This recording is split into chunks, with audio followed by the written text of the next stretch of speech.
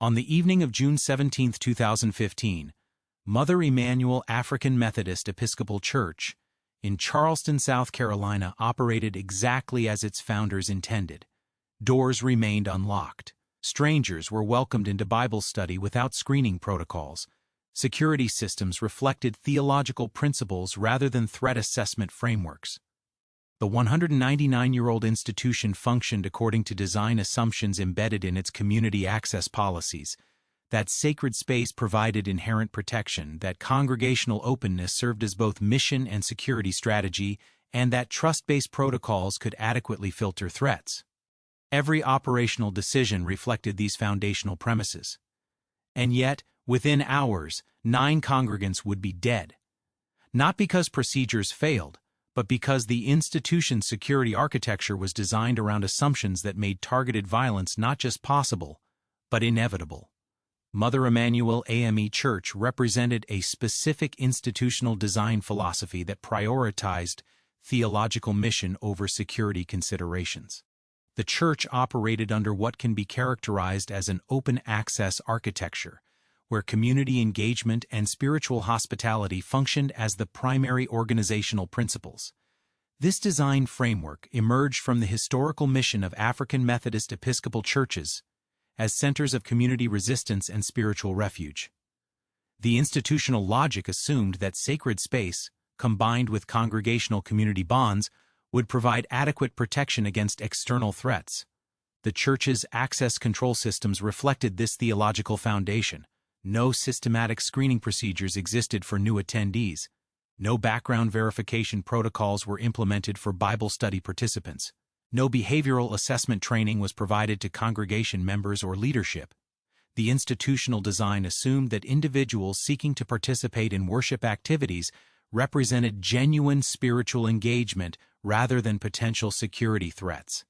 This assumption shaped every aspect of the church's operational structure, from physical space configuration to human interaction protocols. The physical architecture reinforced these design assumptions. The church building featured multiple unlocked entry points during evening activities. Interior spaces were configured to maximize community interaction and inclusive participation rather than defensive positioning or controlled access. Seating arrangements prioritized collective worship experience over tactical considerations. Communication systems focused on spiritual fellowship rather than emergency coordination. The building's design reflected 19th-century ecclesiastical principles that emphasized openness and accessibility as core institutional values. Personnel protocols aligned with these architectural and theological premises.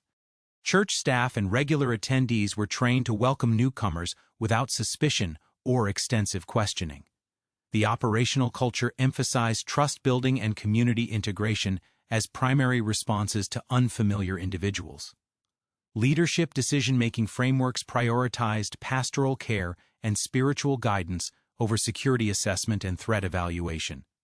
These human factors created predictable patterns of response that reinforced the institution's open-access philosophy.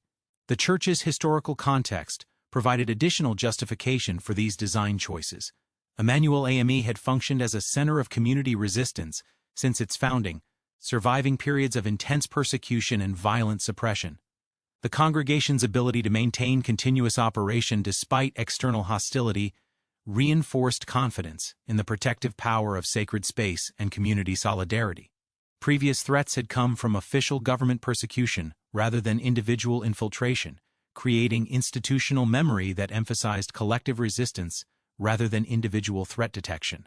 Training protocols reflected these historical and theological foundations.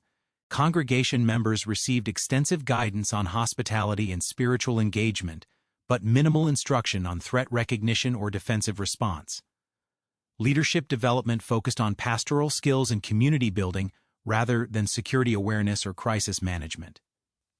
The educational framework assumed that spiritual discernment would provide adequate protection against individuals with harmful intentions. The church's integration into the broader Charleston community further reinforced these design assumptions. Emanuel AME maintained extensive relationships with civic organizations, educational institutions, and other religious communities. These connections created expectations that the church's reputation and community standing would deter malicious activity. The institutional logic assumed that social capital and community respect would function as protective factors against targeted violence. Regulatory and legal frameworks supported these operational choices. No specific security requirements existed for religious institutions of this type. No mandatory threat assessment protocols were imposed by external authorities. No systematic vulnerability evaluations were required for community gathering spaces. The absence of external security mandates reinforced the Church's confidence in its theological approach to protection and community safety. The institution's resource allocation reflected these design priorities. Financial resources were directed toward mission activities, community programs, and facility maintenance rather than security infrastructure or personnel training. Human resources focused on pastoral care, education, and outreach rather than threat assessment and defensive preparation. These allocation decisions reflected consistent institutional logic that prioritized theological mission over security considerations. Communication systems within the Church emphasized fellowship and spiritual edification rather than emergency coordination or threat reporting. Information sharing protocols focused on community building and pastoral care rather than security intelligence or threat assessment. These communication patterns created institutional blind spots regarding potential security vulnerabilities while reinforcing confidence in community-based protection strategies. The Church's approach to risk management reflected theological rather than tactical considerations. Risk assessment frameworks emphasized spiritual and social challenges rather than physical security threats. Mitigation strategies focused on community engagement and pastoral intervention rather than defensive measures or access control. This risk management philosophy assumed that spiritual solutions would prove adequate for addressing security challenges. Emanuel AME's operational success under these design parameters reinforced confidence in the theological approach to community safety. The Church had maintained continuous operation for nearly 2 centuries without experiencing targeted individual violence during worship activities. This historical record supported institutional confidence that sacred space, community bonds, and spiritual engagement provided effective protection against malicious intent. The design assumptions appeared validated by operational experience until they encountered a threat scenario that specifically targeted and exploited institutional openness. The systematic vulnerabilities created by Emanuel AME's theological design philosophy were amplified by human factors that aligned congregation behavior with institutional openness rather than threat detection. Training protocols, behavioral incentives, and social dynamics created predictable patterns that made threat recognition increasingly unlikely as community integration progressed. These human factors represented not individual failures, but systematic features of an institutional culture that prioritized trust building over suspicious behavior identification. Congregational training emphasized hospitality skills rather than threat assessment capabilities. Regular members received extensive guidance on welcoming newcomers, facilitating spiritual conversations, and integrating unfamiliar individuals into worship activities. No corresponding training existed for recognizing deceptive behavior, identifying potential threats, or responding to suspicious activities. This training asymmetry created human interfaces optimized for community building but blind to security risks. The Church's pastoral leadership operated under decision-making frameworks that prioritized spiritual engagement over security considerations. Ministers and lay leaders were trained to interpret individual behavior through theological lenses rather than tactical assessments. Unusual or concerning behavior was more likely to be understood as spiritual struggle requiring pastoral intervention rather than potential threat requiring defensive response. These interpretive frameworks created systematic blind spots in leadership threat recognition capabilities. Social dynamics within the congregation reinforced these training patterns. Community members who expressed suspicion or wariness toward newcomers faced implicit social pressure to demonstrate greater Christian hospitality and trust. The institutional culture rewarded inclusive behavior while discouraging skeptical or defensive responses to unfamiliar individuals. These social incentives created behavioral patterns that actively suppressed threat detection instincts among congregation members. Behavioral screening protocols were absent from church operations. No systematic procedures existed for evaluating newcomer motivations, backgrounds, or intentions. No verification processes were implemented to confirm spiritual sincerity or community compatibility. No probationary periods were established to assess individual behavior over time before full integration into sensitive activities. The absence of these screening mechanisms reflected institutional confidence that spiritual discernment would provide adequate protection against deceptive individuals. Communication patterns within the congregation created additional human factor vulnerabilities. Information sharing emphasized positive community news and spiritual achievements rather than security concerns or behavioral observations. No formal channels existed for reporting suspicious behavior or communicating threat assessments. No systematic methods were established for collecting and analyzing behavioral intelligence about regular attendees or newcomers. These communication gaps prevented institutional learning about potential security risks. The church's approach to stranger integration followed predictable patterns that created opportunities for exploitation.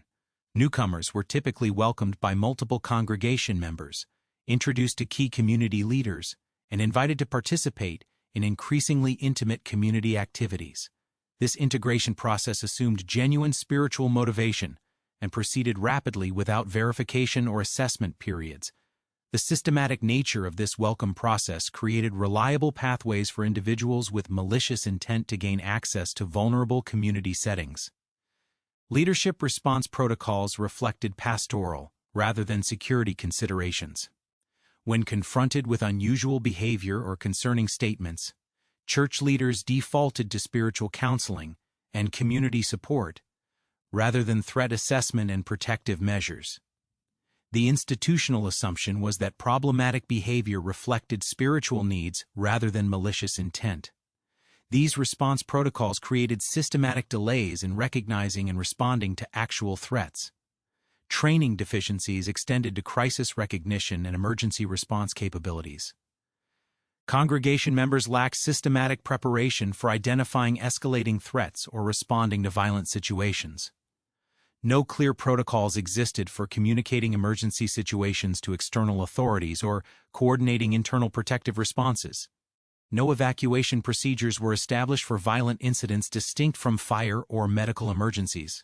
These training gaps created predictable confusion and delayed response during actual crisis situations. The church's human resource allocation reflected these training priorities. Personnel time and attention were directed towards spiritual development, community building, and pastoral care, rather than security awareness and threat assessment. No designated individuals were responsible for monitoring community safety or evaluating potential security risks. No systematic rotation of security responsibilities existed among congregation members. This resource allocation pattern reinforced institutional blind spots regarding security vulnerabilities. Incentive structures within the church community rewarded behaviors that increased rather than decreased security vulnerabilities. Individuals who demonstrated exceptional hospitality toward strangers received community recognition and spiritual affirmation. Those who expressed caution or skepticism faced implicit criticism for lacking Christian trust and openness. These incentive patterns systematically discouraged behaviors that might have provided early warning of potential threats.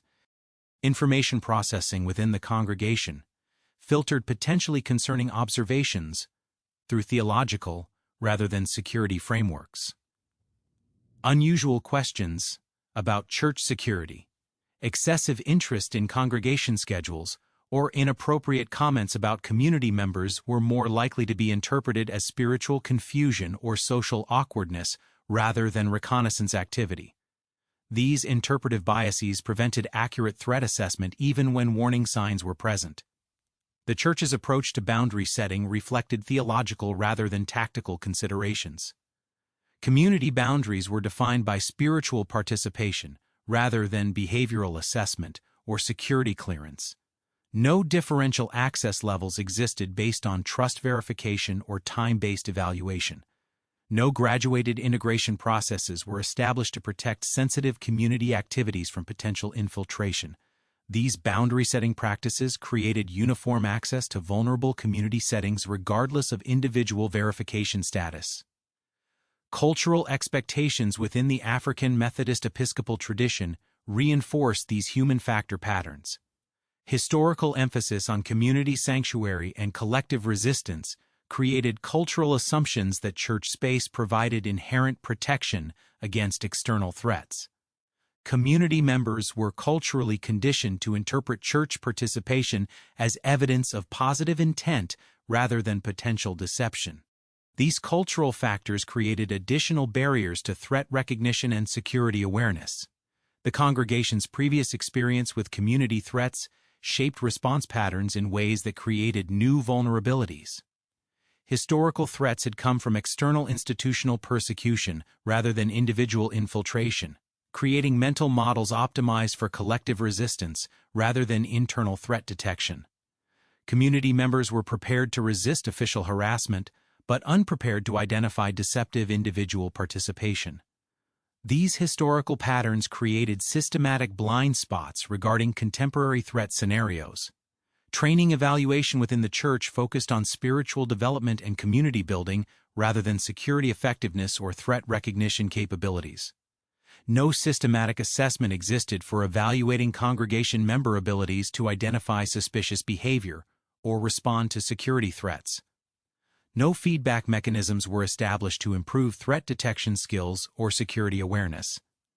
This evaluation gap prevented institutional learning about security vulnerabilities and response capabilities. The systematic vulnerabilities embedded in Emanuel AME's design philosophy and reinforced by congregational human factors created conditions where threat penetration could occur through normal operational channels rather than security breaches. On the evening of June 17, 2015, these vulnerabilities were exploited not through system failure, but through system success. The church's access protocols functioned exactly as designed, welcoming an unknown individual into the Wednesday evening Bible study and integrating him into the congregation's most intimate community activity. This integration sequence demonstrated how trust-based security systems could operate flawlessly while enabling catastrophic failure. The initial contact sequence followed established congregational patterns precisely. The unknown individual arrived during normal Bible study hours when the church doors remained unlocked according to standard protocol. No screening procedures were activated because none existed within the institutional design. No verification processes were initiated because the church's theological framework assumed genuine spiritual motivation for attendance. The individual was welcomed by congregation members following trained hospitality protocols that emphasized immediate inclusion and community integration. Congregation members responded to the newcomer according to their training and institutional culture. Multiple individuals engaged in welcoming conversation, offered assistance with navigating the church facility, and provided orientation to Bible study activities. These responses reflected successful implementation of the church's theological mission rather than security failures. The congregation was operating exactly as institutional leadership intended, demonstrating Christian hospitality and community openness in accordance with core organizational values. The integration process proceeded through predictable stages that reflected systematic institutional patterns rather than individual decisions. The newcomer was invited to participate in Bible study discussions, offered shared study materials, and included in group prayer activities. These integration steps followed established protocols for incorporating new participants into intimate community worship. No alternative assessment procedures existed because the institutional design assumed that individuals seeking Bible study participation represented genuine spiritual engagement. Behavioral observations during this integration period were filtered through theological rather than security frameworks. The newcomer's questions about church history and community members were interpreted as spiritual curiosity rather than reconnaissance activity. His comments about racial dynamics were understood as opportunities for Christian education rather than warning signs of ideological motivation. These interpretive patterns reflected systematic training that optimized congregation members for pastoral engagement rather than threat detection. The Bible study activity itself created additional integration opportunities that deepened community access while reducing security awareness. Intimate group discussion, shared spiritual reflection, and collaborative prayer created bonds of trust and familiarity between the newcomer and regular congregation members. These activities were designed to build community connection and spiritual fellowship, which they accomplished successfully while simultaneously providing detailed intelligence about individual congregation members and their personal circumstances. Communication during the Bible study session followed established patterns that prioritized spiritual edification over security considerations. Conversations focused on scriptural interpretation, personal testimony, and community prayer requests rather than background verification or behavioral assessment. This communication framework reflected institutional success in maintaining focus on theological mission while creating systematic blind spots regarding potential security threats. The physical environment during Bible study reinforced trust building while creating tactical vulnerabilities. Seating arrangements promoted intimate conversation and spiritual sharing rather than defensive positioning or escape route access. Lighting and acoustics were optimized for group discussion rather than threat observation or emergency communication. Room configuration reflected successful implementation of the church's community-building mission while creating systematic disadvantages for threat recognition or defensive response. Time progression during the Bible study session created increasing integration and decreasing security awareness. Extended conversation and shared spiritual activities built familiarity and trust between the newcomer and congregation members. This temporal dynamic reflected normal institutional patterns where longer participation was interpreted as evidence of genuine spiritual commitment. No protocols existed for maintaining security awareness or threat assessment capabilities during intimate community activities. The congregation's response to subtle concerning indicators demonstrated systematic filtering through theological rather than security frameworks. Questions about church security procedures were interpreted as community interest rather than reconnaissance. Comments about racial tensions were understood as opportunities for Christian witness rather than evidence of ideological motivation. These response patterns reflected successful implementation of pastoral training while creating systematic blind spots regarding threat indicators. Leadership oversight during the Bible study session followed established patterns that prioritized spiritual guidance over security monitoring. Pastoral attention focused on facilitating spiritual discussion and community building rather than behavioral assessment or threat evaluation. This leadership approach reflected institutional success in maintaining theological priorities while creating systematic gaps in security awareness and threat detection capabilities. The institutional assumption that sacred space provided inherent protection was operating at full effectiveness during this period. Congregation members felt safe and protected within the church environment, which enabled the intimate community sharing that represented successful achievement of institutional mission. This protective assumption functioned exactly as designed while creating conditions where threat detection became increasingly unlikely as community bonds developed. Information processing during the Bible study session reflected systematic institutional patterns that optimized for spiritual engagement while creating security vulnerabilities. Congregation members collected detailed personal information about each other through testimony sharing and prayer requests, which served community-building purposes while providing comprehensive intelligence to the integrated newcomer. These information-sharing patterns represented normal and successful church operations while creating systematic exposure of community vulnerabilities. The evening's progression created increasing tactical advantages for the integrated individual while reducing defensive capabilities among congregation members. Extended intimate conversation created detailed knowledge of individual backgrounds, family circumstances, and personal vulnerabilities. Community prayer and spiritual sharing created emotional bonds and trust relationships that reduced skepticism and defensive awareness. These developments represented normal institutional success in community building while systematically reducing threat detection and defensive response capabilities. Physical positioning during Bible study activities reflected community-building priorities rather than security considerations. Congregation members arranged themselves for optimal spiritual fellowship, and shared discussion rather than defensive positioning or escape route access. The newcomer was positioned among community members rather than in monitored or restricted locations. These positioning patterns reflected successful implementation of inclusive community values while creating systematic tactical disadvantages for threat recognition and defensive response. The transition from community integration toward threat manifestation occurred within established institutional patterns that continued to prioritize spiritual engagement over security awareness. No systematic triggers existed for escalating security posture, based on temporal factors or behavioral indicators.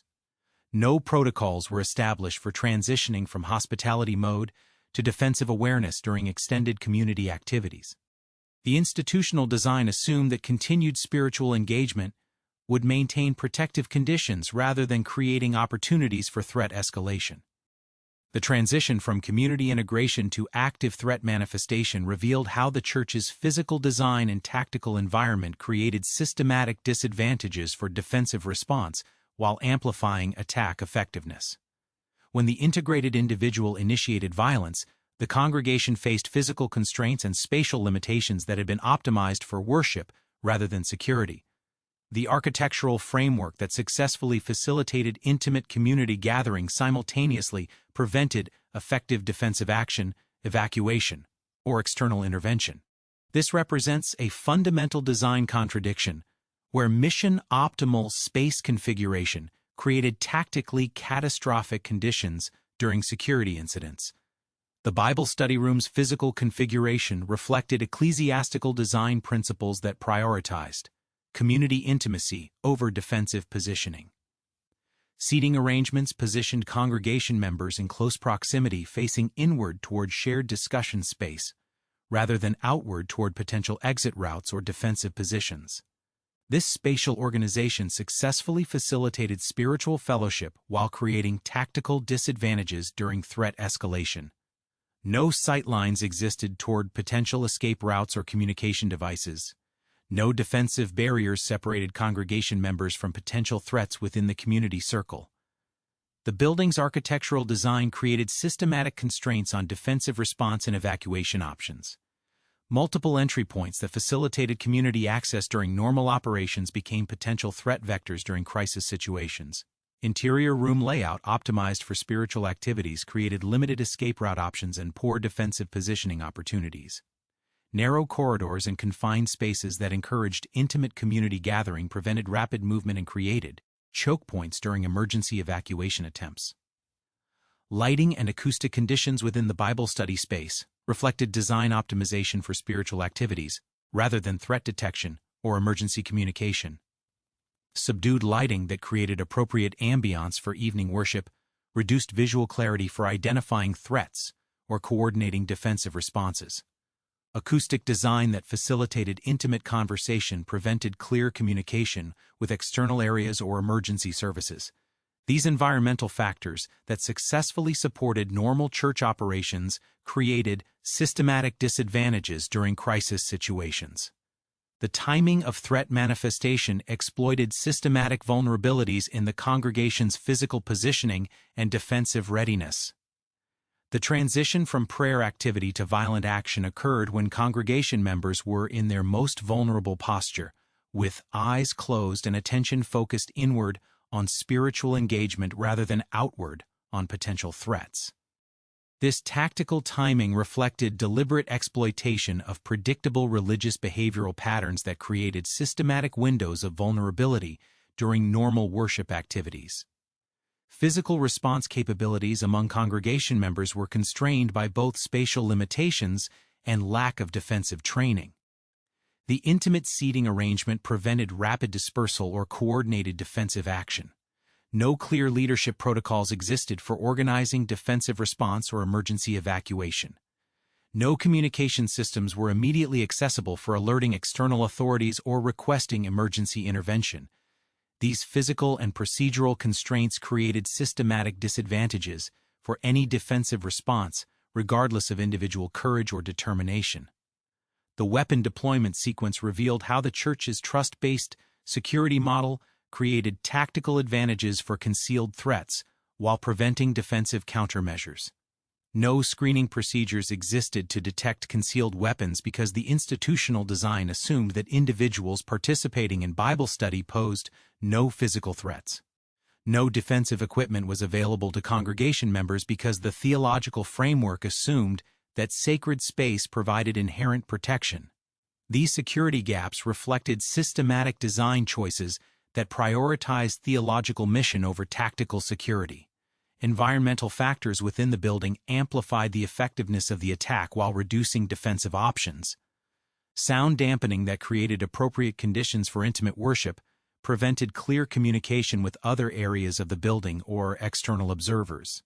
Physical barriers that provided privacy for spiritual activities prevented visual contact with potential assistance or intervention. Interior design that eliminated distractions from worship activities also eliminated potential defensive resources or escape routes.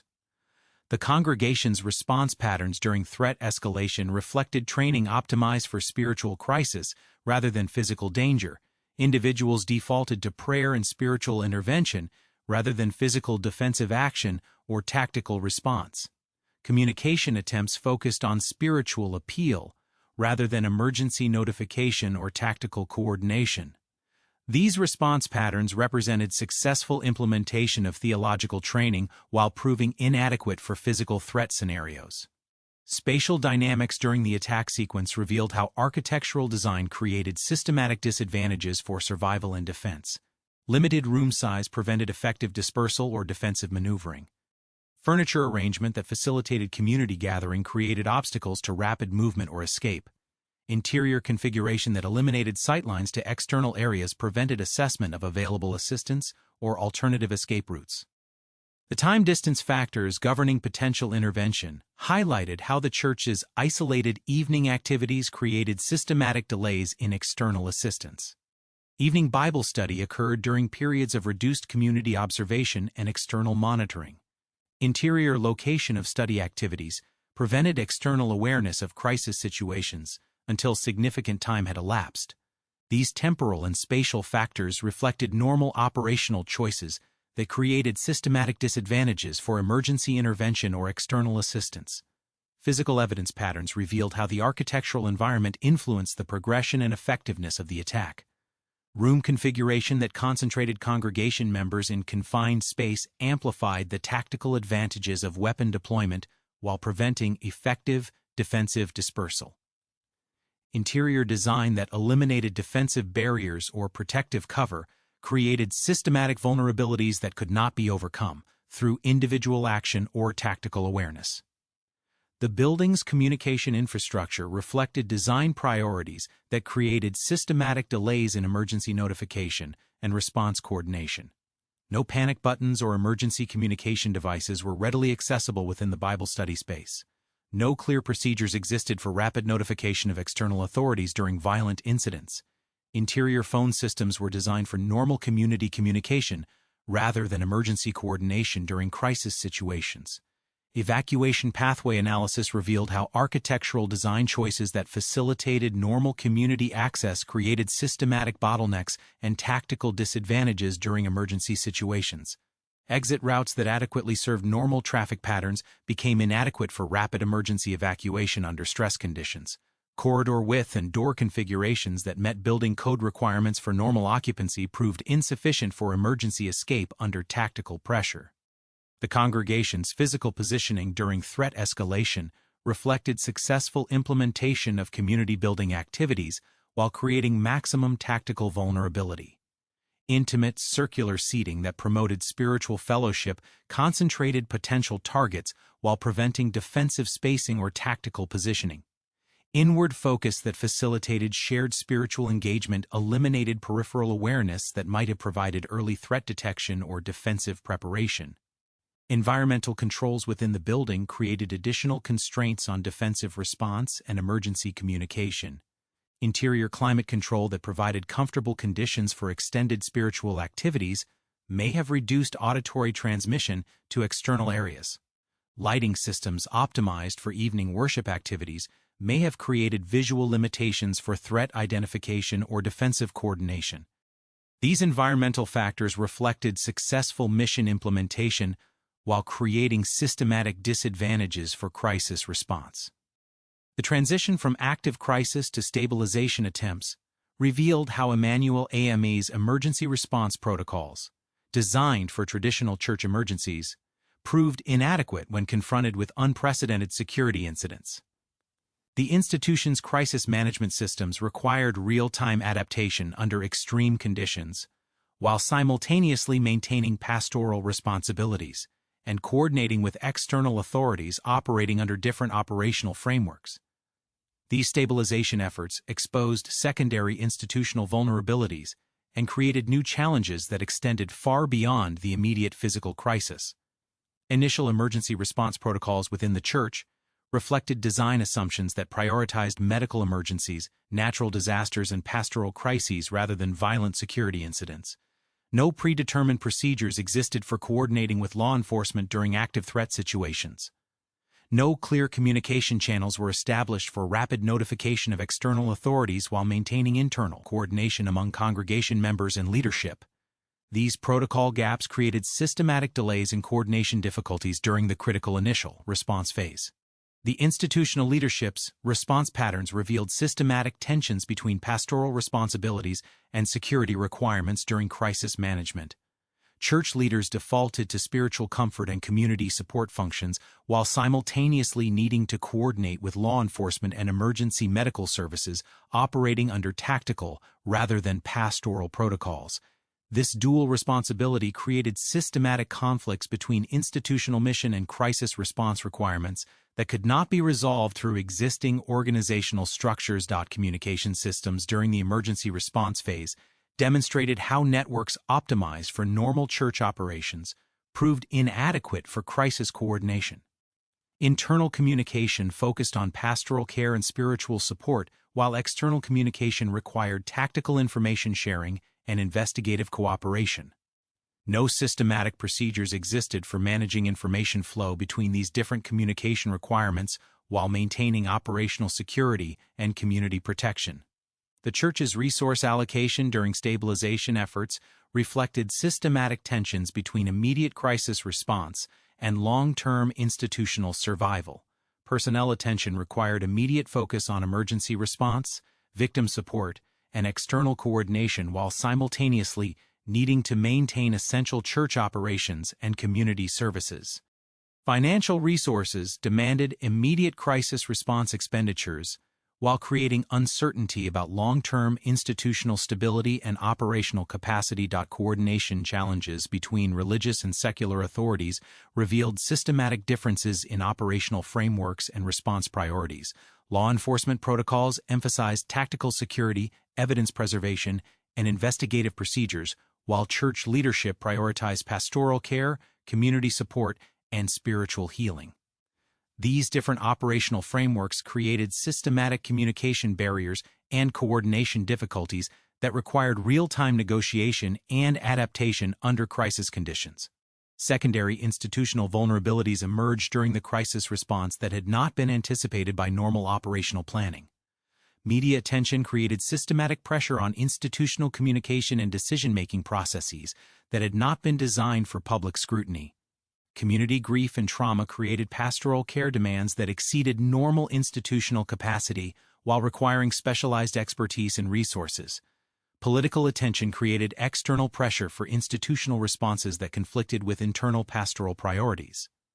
The congregation's support network activation revealed both institutional strengths and systematic limitations in crisis response capacity. Established community relationships provided immediate emotional and practical support for affected individuals and families. However, the scale and nature of the crisis exceeded normal community support capabilities, requiring external professional assistance and specialized trauma response resources. These support limitations created systematic gaps in institutional crisis response despite strong community bonds and established pastoral care networks. Information management during the stabilization phase created systematic challenges in balancing transparency requirements with operational security and pastoral care needs. External authorities required detailed information sharing for investigative purposes, while congregation members needed pastoral protection and privacy during trauma recovery. Media attention demanded public information while institutional leadership needed to maintain focus on internal community healing and support. Physical security reassessment during stabilization revealed systematic contradictions between enhanced security requirements and theological mission priorities. Implementing additional security measures conflicted with institutional commitments to community openness and accessibility. Installing screening procedures and access controls contradicted historical identity as a sanctuary and refuge for community members. These security tensions required fundamental reconsideration of institutional design assumptions and operational priorities.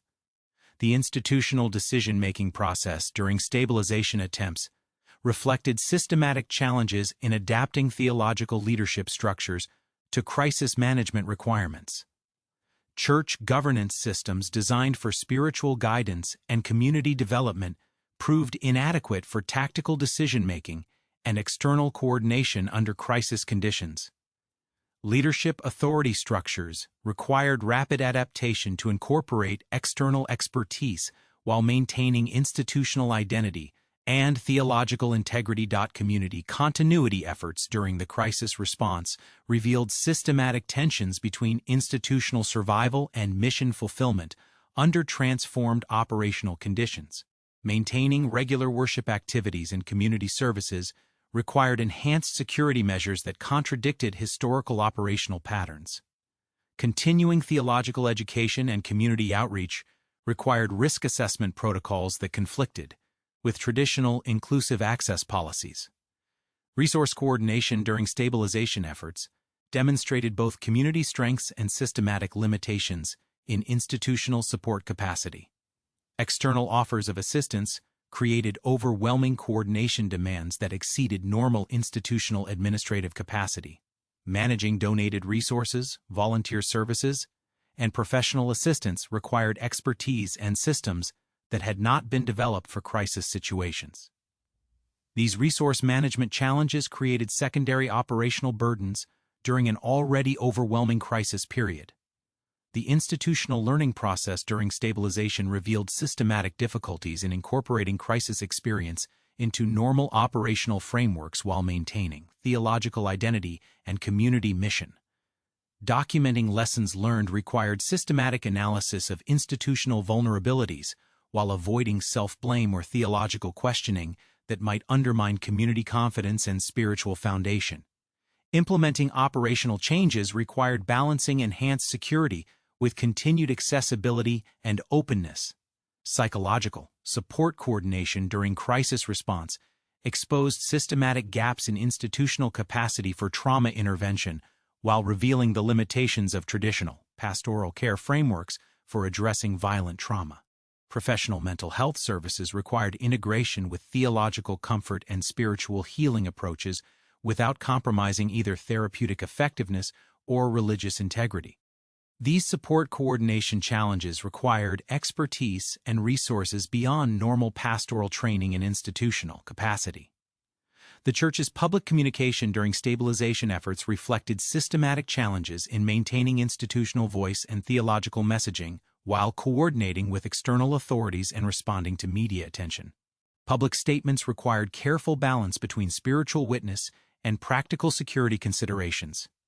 Community messaging needed to provide comfort and healing while acknowledging changed security realities and operational requirements.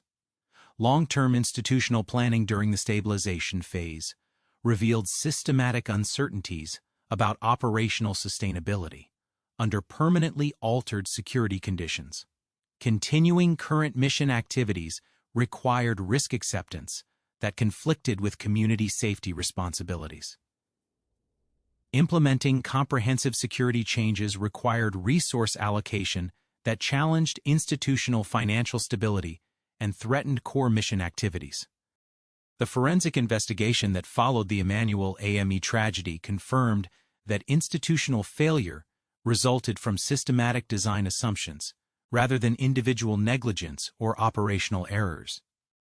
Post-incident analysis revealed how theological principles embedded within institutional architecture created predictable vulnerabilities that could not be addressed without fundamental reconsideration of the relationship between religious mission and security requirements.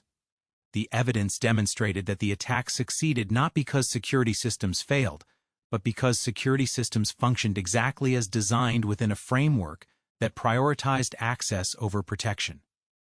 Federal Bureau of Investigation analysis confirmed that the attackers' reconnaissance and planning specifically targeted institutional vulnerabilities created by theological design choices. Documentation revealed systematic observation of church security practices, attendance patterns, and community integration protocols over an extended period. This intelligence gathering demonstrated how institutional openness, intended to serve theological mission, provided comprehensive information about operational vulnerabilities and tactical opportunities. The investigation confirmed that the attack succeeded through exploitation of institutional design rather than security failures or procedural violations. Post-incident security assessments revealed systematic gaps in threat detection, response capability, and institutional protection that extended far beyond individual church operations. Analysis of similar religious institutions demonstrated comparable vulnerabilities created by theological commitments to community access and trust-based security models. These assessments confirmed that the Emanuel AME incident represented systemic institutional vulnerabilities rather than isolated operational failures. Security consultants identified fundamental tensions between religious mission requirements and effective protection protocols that could not be resolved through minor procedural adjustments. The institutional response to forensic findings required comprehensive reconsideration of operational assumptions and design principles that had guided church operations for nearly 2 centuries. Leadership analysis revealed how historical success under previous threat environments had reinforced confidence in theological approaches to community protection that proved inadequate under contemporary security conditions. Post-incident evaluation demonstrated systematic blind spots in institutional risk assessment that reflected cultural and theological assumptions rather than tactical security requirements. Documentation of institutional changes implemented following the incident revealed systematic tensions between enhanced security requirements and theological mission preservation. Enhanced screening procedures conflicted with historical commitments to universal welcome and community accessibility. Installation of physical security measures contradicted architectural and spiritual assumptions about sacred space as inherently protective environment. These implementation challenges confirmed that effective security required fundamental modification of institutional design, rather than procedural adjustments within existing frameworks. Training program modifications instituted after the incident demonstrated systematic inadequacies in previous preparation for security threats, while revealing ongoing challenges in balancing pastoral mission with protection requirements.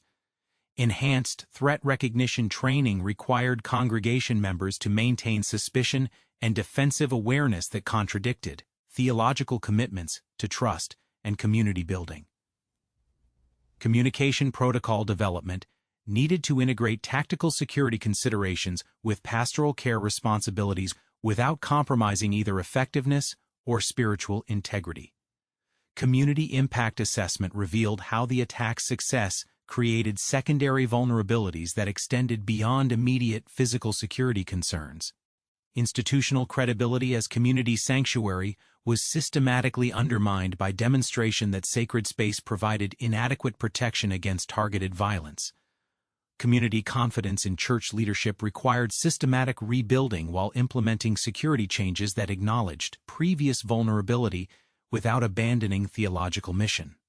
These secondary impacts confirmed that security failures created institutional damage that extended far beyond immediate physical consequences.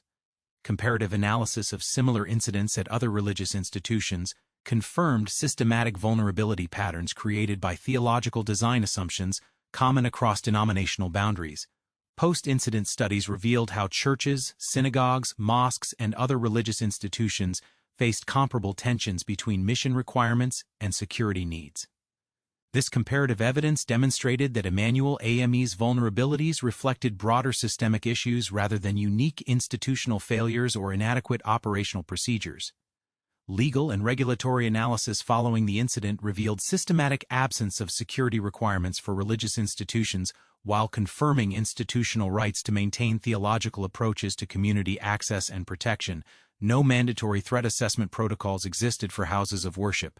No standardized security training requirements were imposed on religious leadership.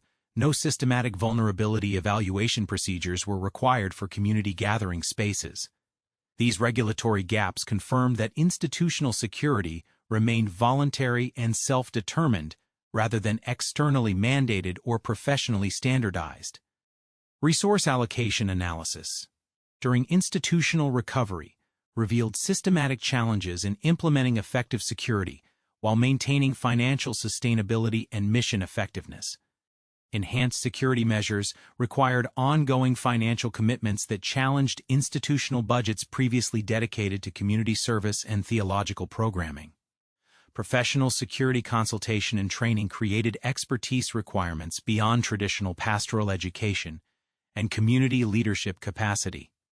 These resource challenges confirmed that effective institutional protection required fundamental reallocation of priorities and resources rather than minor operational adjustments. Long-term institutional adaptation revealed systematic difficulties in maintaining theological identity while implementing security measures adequate for contemporary threat environments. Community surveys indicated ongoing tension between enhanced security protocols and congregational expectations for accessibility and welcome. Leadership evaluation demonstrated continued challenges in balancing pastoral responsibilities with security oversight and threat assessment requirements. These adaptation difficulties confirmed that institutional change required ongoing negotiation rather than immediate resolution of competing priorities. The broader implications for religious institutional security revealed systematic vulnerabilities created by theological commitments that extended across denominational and geographical boundaries. Churches committed to community sanctuary and universal welcome faced comparable security dilemmas regardless of specific theological traditions or historical experience. Houses of worship serving marginalized communities confronted additional targeting risks that amplified standard institutional vulnerabilities. These broader implications confirmed that the Emanuel AME incident represented systemic, rather than isolated institutional security challenges. Evaluation of prevention strategies implemented across similar institutions revealed systematic limitations in security measures that maintained theological integrity while providing effective protection against targeted ideological violence. Enhanced screening procedures could identify obvious threats but proved inadequate for detecting sophisticated deception and long-term infiltration strategies. Physical security measures could deter spontaneous violence but created limited protection against planned attacks by individuals willing to exploit community trust and integration processes. The incident's documentation in security literature confirmed systematic recognition that effective institutional protection required fundamental reconsideration of traditional assumptions about sacred space, community trust, and theological approaches to safety and protection. Professional security analysis concluded that houses of worship faced unique vulnerabilities created by mission requirements that could not be addressed through conventional security frameworks without compromising religious identity and community function. The forensic conclusion returned to the fundamental contradiction identified in the original analysis. Emanuel AME Church operated exactly according to its theological design principles, while simultaneously creating conditions that made catastrophic failure not just possible, but structurally inevitable. The institutional failure occurred not because systems functioned incorrectly, but because systems functioned correctly within design assumptions that proved inadequate for contemporary security environments. This represents not operational failure but design failure, where institutional logic optimized for theological mission created systematic vulnerabilities that could not be addressed without fundamental reconsideration of the relationship between spiritual commitment and physical protection in contemporary religious practice.